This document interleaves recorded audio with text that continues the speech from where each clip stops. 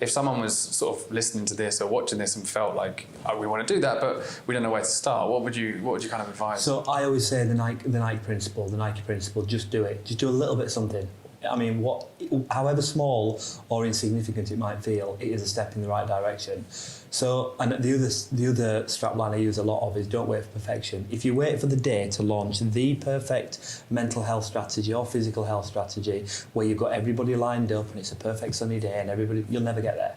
So just do something and allow it to build up its own head of steam. And actually, your employees in the organisation will get behind it and really respect you for it and really value it. And they will. Some of the best ideas I've had to implement within the organisation have come from our frontline employees who've said, I really like this, I don't really like that, could we do this, could we stop doing that? So listen to your customers and do a bit of something, and I would give that advice to HR people as well. Just do a little bit of something, and you'll be surprised by how far it goes.